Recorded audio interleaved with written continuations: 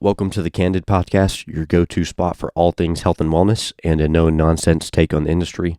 I'm your host, Tyler Cuthbertson. In a world full of conflicting advice and hidden agendas, we're here to cut through the noise and provide unbiased information and debates for you. This podcast is about pulling back the curtains and giving unfiltered, raw information about health and wellness. We're here to share data without the need to satisfy shareholders or filter out info for profit. We also offer communion and debates with any viewer with opposing ideals, so DM us for a chance to be a guest in the future.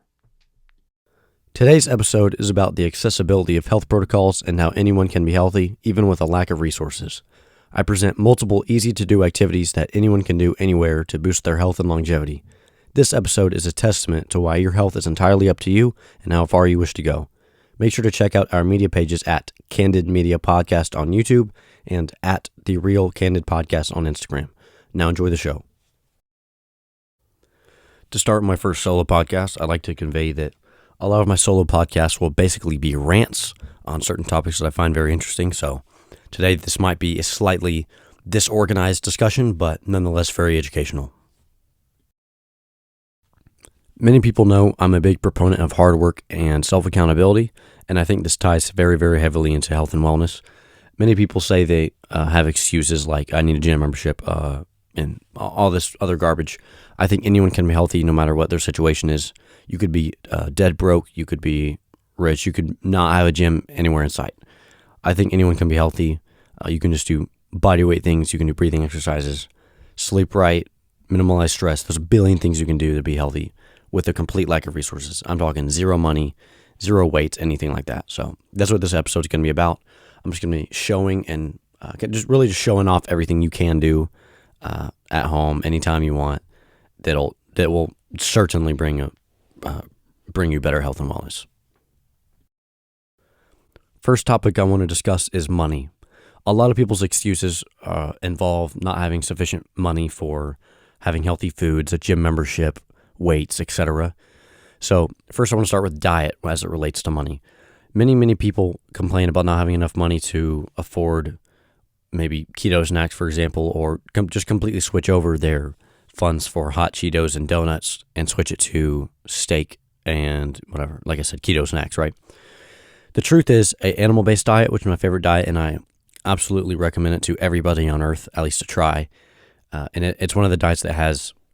Here's another thing. Like I said, these conversations won't be super organized, so I'm just go with this. When people advocate for a diet, they usually advocate it in a sense that this diet works for most people. Many people who refer diets to other people, it's just because they've understood that this diet works for a majority of people. For example, a vegetarian diet, that diet does not work for most people. In fact, it has a lot of health detriments and lack of nutrients that you'll get. So stuff like that isn't a very sustainable diet, nor is it good to refer because most people cannot sustain it. For example, the animal-based diet is something that almost every human on earth can sustain very, very healthily for a long time. They can do it for the rest of their life and they'll have no issues at all. In fact, they'll have a lot of benefits, right? So when it comes to the animal-based diet, it's actually very, very quite cheap. There's a video from Paul Saladino where he goes through the cost of living if you were to go through an all-animal-based diet, which is just fruit, meat, and honey. Right? You could buy honey. That's pretty cheap. You buy it like once a week, if that. So we don't even have to talk about honey. So there's fruits and there's meat, right? By meat, I mean red meat. Chicken is basically seed oil at this point. Chicken's the most overrated meat of all time. I wouldn't say avoid it, but if you have the option, certainly stick to red meat. There's a lot of controversy around red meat, which I'll have a separate discussion for, so just be patient for that. But for now, we're just going to talk about the cost of living when it comes to animal-based. And then we'll go over to keto and things like that. So when it comes to animal-based, that Paul Saladino guy had an episode where he was just showing off how cheap you can live off of a pure animal-based diet. Again, just meat and fruit. And I would have to look at the exact cost again, but it was actually less than the average person spends on food each week. So that's already out of the way. Animal-based diet's pretty cheap. It's also extremely healthy. And let me kind of advocate for it. You're going to hear me advocating for this diet very, very often because I'm a big proponent of the caveman lifestyle. Humans have adapted to be like cavemen. What did cavemen do? They sprinted a lot. They were in the sun all day. They were eating meat and fruit. That was what cavemen did. The reason I refer to cavemen so often is because that's what humans have adapted to be good at. The period of time which humans existed the longest was as cavemen, or early civilization, right? So our bodies have adapted to do that. In order to be as healthy as possible, you must live like a caveman. That's why I refer to cavemen so often. I think I probably discussed this in a previous episode, but that's the truth. So what did cavemen eat, right? They ate meat, they ate fruit, they probably had honey occasionally. That's why the animal-based diet is so beneficial, because it's perfect for our gut, our body, our muscles, everything. It's good for our hormones. Our bodies are literally built to eat those things, right? So that's why I'm such a big proponent of it. And like I said, it's very cheap, so there's no excuse why you can't do that. Now let's go over keto. Keto's a good diet. It is not sustainable. I wouldn't recommend almost anybody to go on a no carb diet for a long time. Your body isn't really meant for that. A lot of people advocate for the carnivore diet, which I've heard very good things about. I'm unfortunately not educated enough about about the carnivore diet to make comments on it. But I do know it has a lot of benefits. But I also know that there's very, very little carbs, if there's any, right?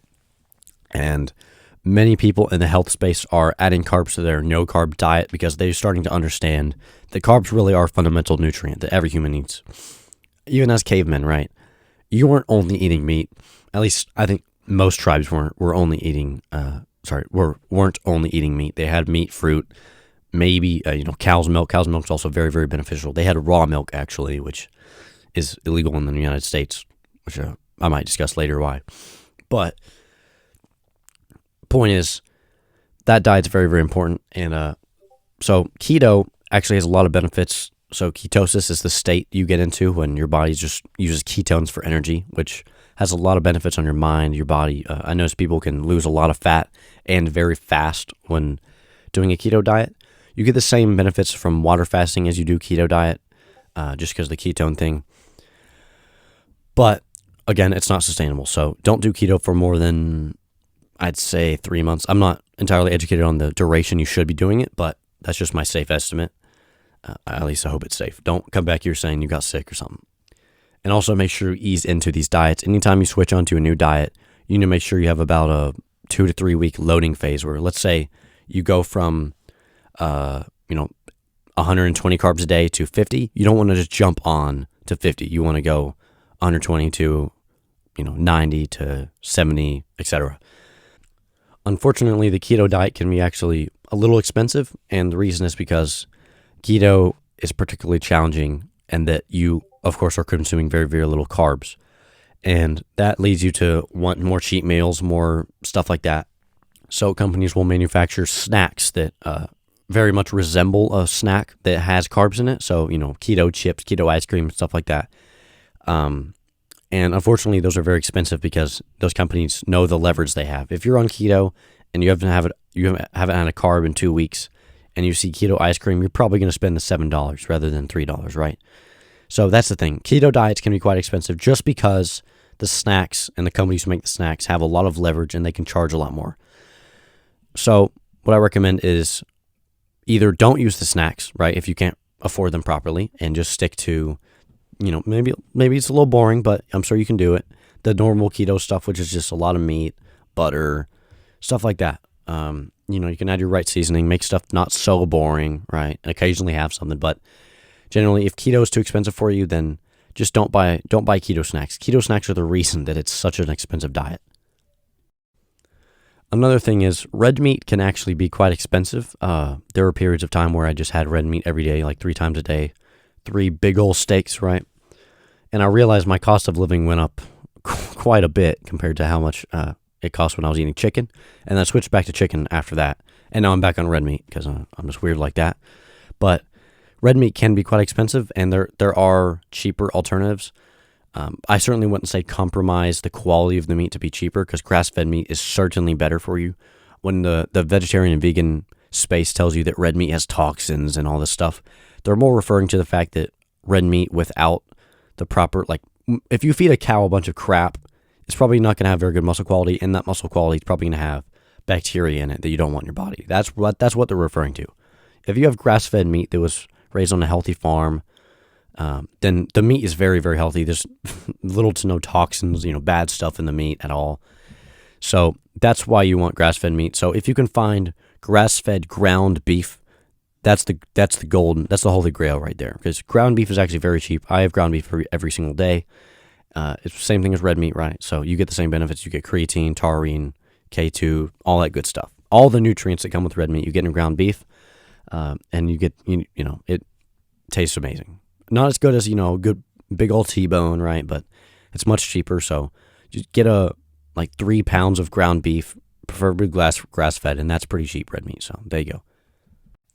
I actually have ground beef right next to me while I'm filming this here. You should hear my plate.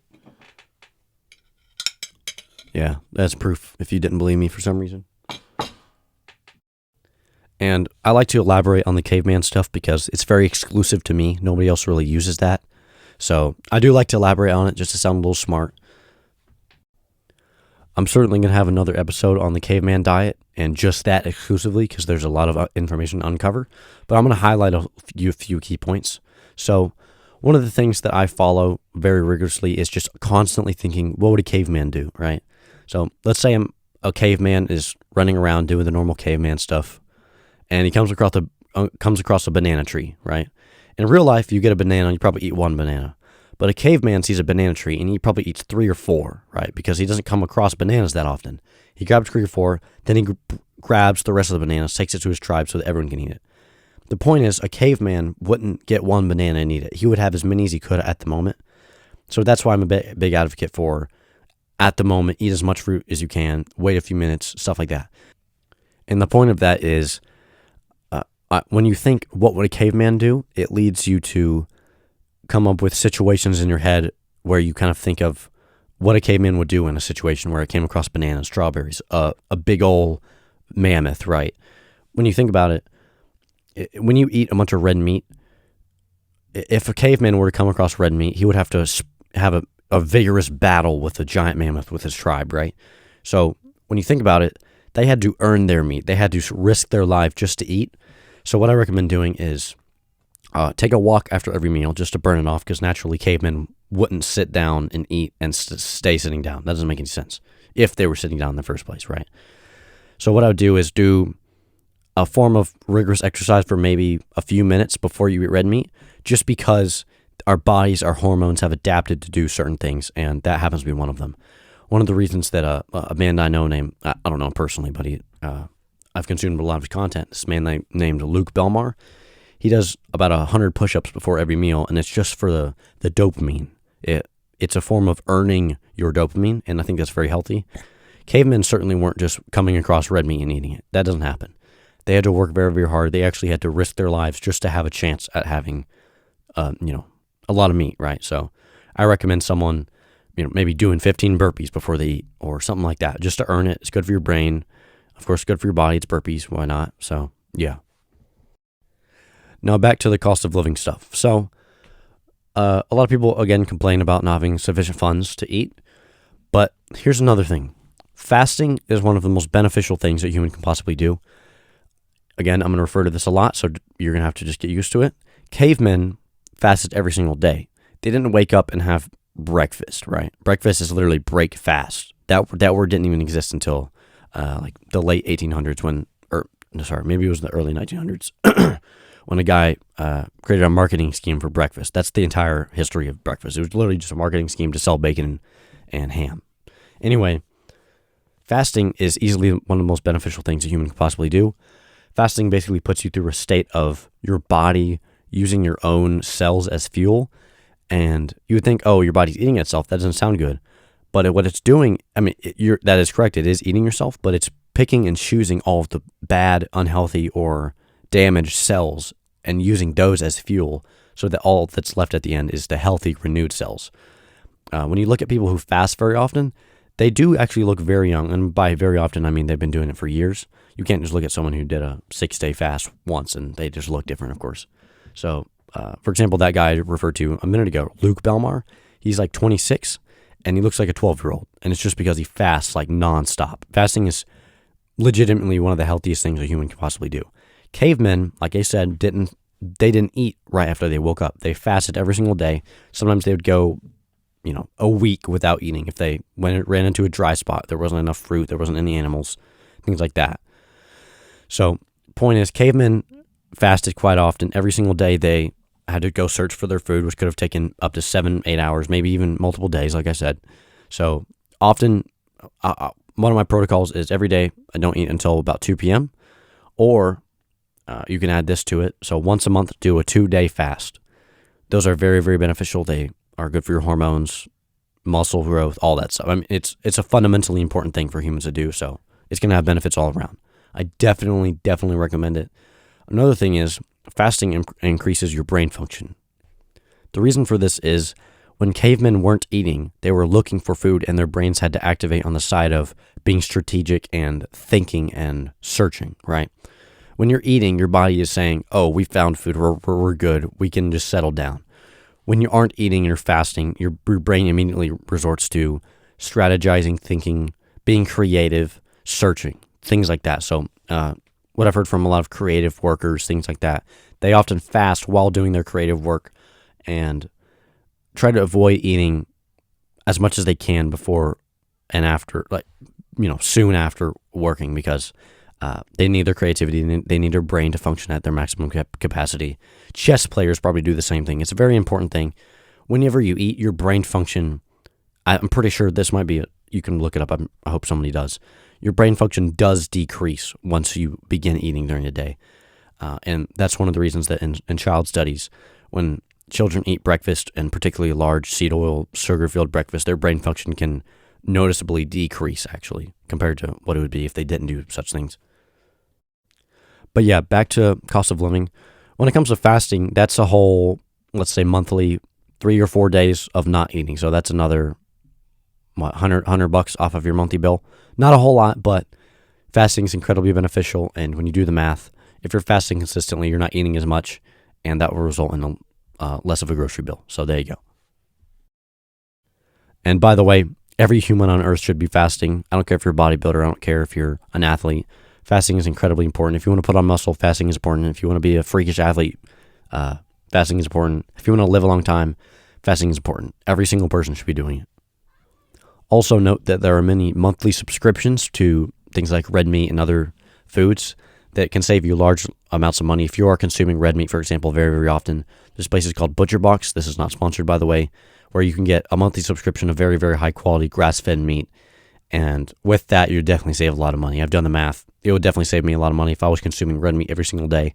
So stuff like that can be very beneficial for saving money and getting a good bang for your buck. Make sure to stay till the end because we have a breathing exercise where I'm going to show everybody. By the way, like I said earlier, if you were subscribed to my newsletter, you would have already received the Wim Hof breathing information. So I definitely recommend you do that. It's on our website. The website link is candidfitnesspodcast.mydurable.com. Next topic is our modern lifestyle. The modern lifestyle for most people is sitting at a desk, being in very static situations for a very long time. That being, sitting down, hunched over, arms forward, typing, things like that. I've known many people who have had serious shoulder injuries just from the isometric position of holding your hands in front of you, and they have to get shoulder surgery just because of it, which is really just evil when you look at it. I mean, these office buildings don't have any precautions for that. They don't help you with that. They don't tell you that might happen because they know that, they wouldn't make as much money if you didn't know about it. Anyway, when it comes to these things, the solution is just being more dynamic. Static positions, like I said, keeping your hands forward, low posture, things like that. Those of all things, overlifting can be very bad. Not lifting enough can be very bad, but holding your body in a very isometric position for a long period of time is actually probably the worst thing you can possibly do. What it's doing is overusing very, very specific muscle fibers, and that being very slow twitch muscle fiber, but also at the same position. So you're completely overusing the same muscle and none of the other muscle in that area. Like, for example, if it's your shoulder and your arms are forward, it's probably your front delts that are getting strained. And holding them in that position can burn, but when you're holding it long enough and with enough assistance, you won't actually feel it. But after you get up, I'm sure most people can agree with this, you can really, really feel it. And especially when you wake up the next day, your arms are just really, really sore. And it just continues, right? So the way to fix that is just be more dynamic.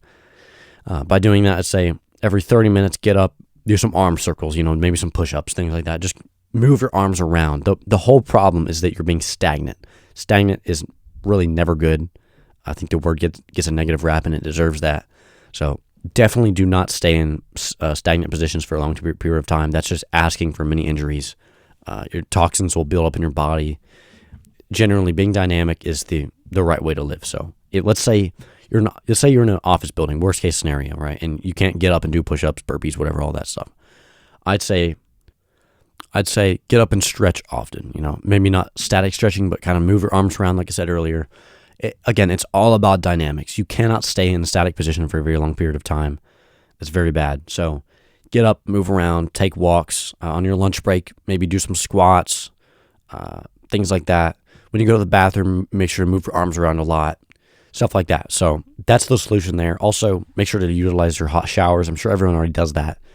But when you get home after a hot shower, make sure you relax in a position that's pretty neutral. You don't want to get out of a hot shower and put your body in a situation the same, right? You don't want to sit back down in that position. You want to lay down or hang on a bar where your muscles will naturally go back to their position and, again, relax because it's a hot shower. Massage guns are also very helpful for these sort of things, or just an actual massage person. Reason is because whenever you're in an isometric position, isometric being the static position, you just not moving but keeping your arms or body contracted for a very long period of time. Isometric is literally just being a muscle contraction without movement. So, sitting at a desk with your arms forward typing, that's isometric. When you're doing that, your body gets really, really tight in those positions. So what you want to do is get a massage gun or a massage therapist, whatever, or you can just do it yourself and just rub that area or massage the area as much as you can to relax and kind of move away all the toxins, get everything moving. Because the problem with isometric positions is you're just staying there, your body gets tight, and your body just adapts to be better at that. One of my emails was just describing why what you're doing most of the time is what your body will adapt to be best at. So if you're sitting down all the time, your body's going to get tight and ready for that position.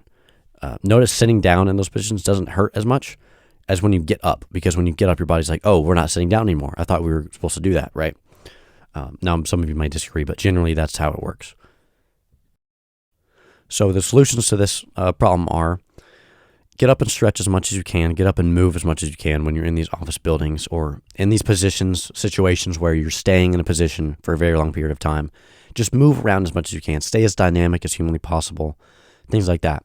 Second thing is when you get home, move it around, massage it, get in a hot shower, relax the area as much as you can because that's what it needs.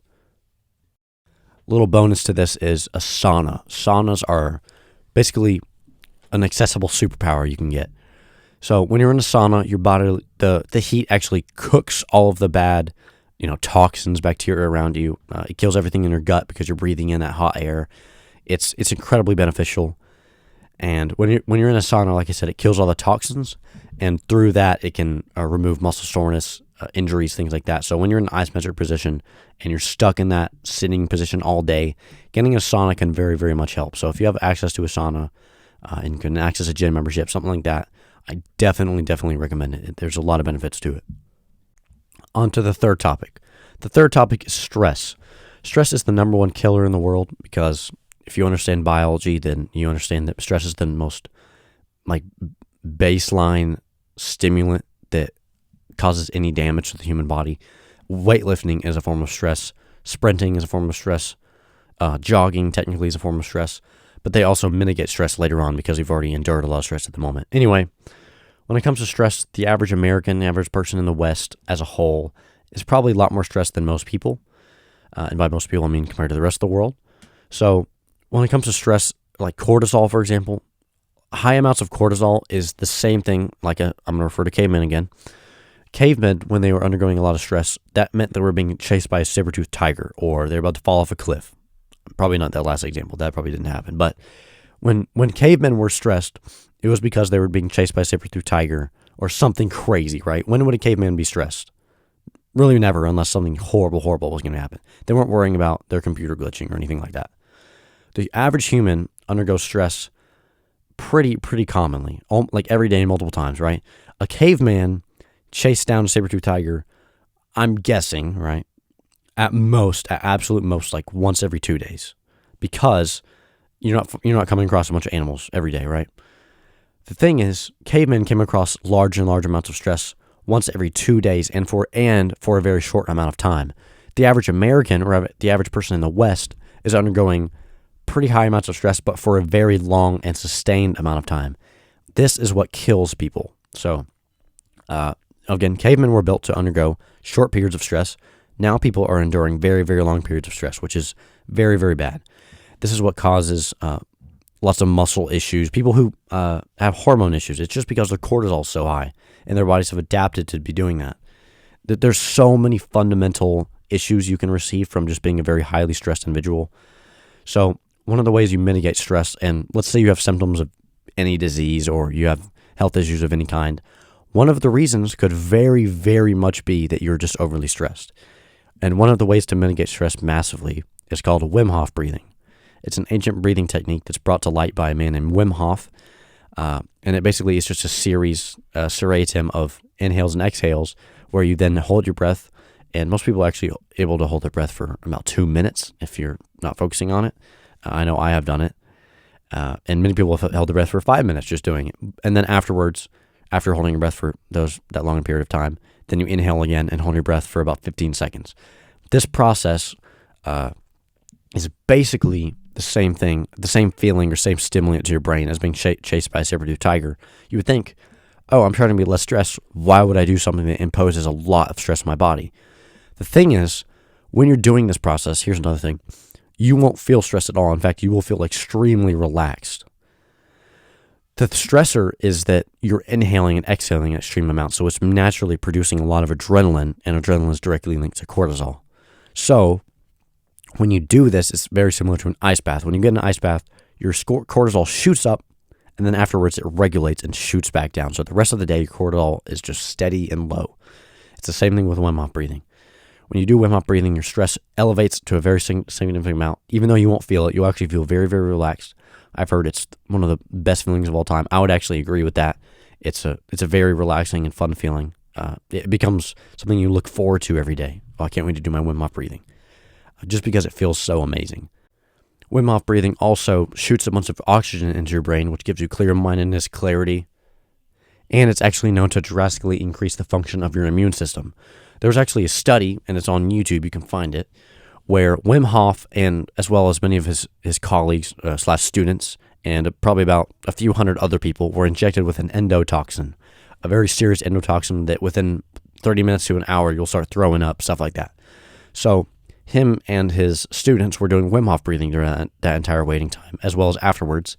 None of them received any symptoms. However, the other people who were not participating in Wim Hof breathing were having the same symptoms that you usually would. They were throwing up, they felt incredibly sick, they were weak, all that good stuff. The point is, Wim Hof breathing drastically increases your immune system, and if you're not utilizing something this beneficial, drastically decreases stress, drastically increases your immune system, improves brain function, all this stuff, and it takes maybe 5 minutes a day. There was actually a UFC fighter who trained with Wim Hof at his house for a very long time, just did Wim Hof breathing for hours and hours every day. I don't remember if he won the fight, but regardless, I think that's a pretty good testimonial right there. If you're not utilizing this technique, I think you're seriously missing out on a lot of benefits. I know myself, it's helped my life a lot. I've suggested it to my family. They say it works very, very well. And what I'd recommend is maybe once or twice a day, right after you wake up, right before you go to bed, things like that. Have an alarm that says Wim Hof, right? There's an app or there's a YouTube video. Just look up Wim Hof breathing on YouTube. There's a free YouTube video that guides you through the entire thing. Afterwards, you're going to feel like you're floating. Promise you. Just go try it out. It's something everyone on earth should be utilizing. Fourth topic is you don't need a gym membership. There's plenty of things you can get done at home, bodyweight exercises, things like that have massive benefits. Calisthenic athletes are notorious for being the most jacked humans on earth, right? Like, let's look at professional gymnasts. Of course, they're very, very short, like 4'11", right? But it's bodyweight exercise. Bodyweight exercise is the way to go if you want to be pretty jacked.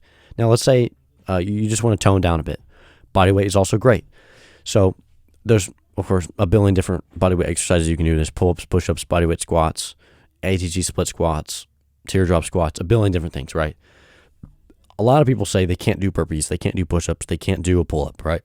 So what I'd recommend you do is just do negative reps. Negative reps are something I've practiced for a long time. They're great for putting on muscle, burning calories, things like that. The way you do a negative rep push-up, for example, is you don't push up at all. You get in the push-up position and then let yourself go down as slow as possible and do that for about 8 times. That's a negative set of push-ups. Same with pull-ups. See if you can jump up to the top of the bar where you're basically at the top of the pull-up and then just let yourself go down. Do that 8 times. If you can do a pull-up, do as many as you can, then add negative reps on top of it. Same with push-ups, same with squats. Anyone can do bodyweight squats, which is why I'm such a big proponent of them. I do bodyweight squats all the time. Bodyweight squats are so accessible. You can do them anywhere at any time.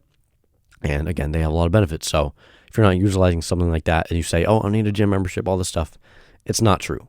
You can get a whole lot of benefits with bodyweight stuff, mobility things. Look up mobility workout, things like that on YouTube. Those are very beneficial. But yeah, of course, weight training is not bad at all. If you had to ask me, let's say you're a overweight female in her 30s or something like that, I would say weight training is probably better. For most people, weight training is probably better than calisthenics. But calisthenics is a great form of exercise. I think it's asinine to say that I'm going to wait till I get a gym membership to start exercising. Calisthenics have a lot of benefits. I used to do only calisthenics. I know a lot of people who have had massive results when it comes to losing weight, putting on muscle, building different things, just from calisthenics, negative reps, push-ups, bodyweight squats, all that good stuff. So don't ignore those things. Look up bodyweight workout on YouTube. Plenty of good guidance over there. So no excuses there. Exercise is completely accessible to everybody. So we've officially covered that anyone can be healthy. Anyone can have a proper diet, exercise, dynamic lifestyle, overcome injuries, overcome stress, things like that.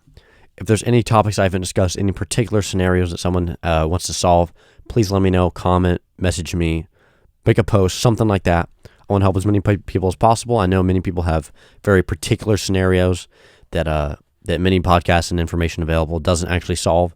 So any questions you have, please let me know. Thanks for watching today's episode. We hope you've learned something valuable. The Candid podcast also offers personal training for up to 2 weeks free for a select number of viewers, so grab the offer while you can.